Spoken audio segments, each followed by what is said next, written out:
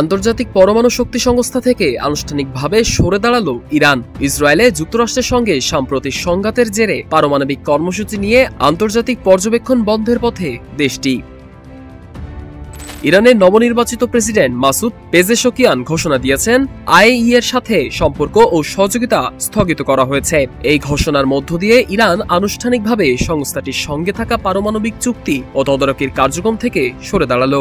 রাষ্ট্রীয় TV TRT global জানায়, president সম্প্রতি একটি আইন অনুমোদন করেন, যার মাধ্যমে আইএইএ এর সাথে সরকারের সম্পর্ক স্থগিত করা হয়। এর আগে গত সপ্তাহে ইরানের পার্লামেন্টেও এই আইন পাশ হয়। তেহরানের দাবি, শান্তিপূর্ণ পারমাণবিক স্থাপনায় ইসরায়েলি হামলার পর আইএইএ কোনো নিন্দা জানায়নি, বরং 13 জুন শুরু হওয়া ইসরায়েলের হামলায় যুক্তরাষ্ট্র সরাসরি অংশ নেয়। 12 দিন ধরে চলা সংঘর্ষে অন্তত 3টি ইরানি পারমাণবিক স্থাপনায় বোমাবর্ষণ করা হয়।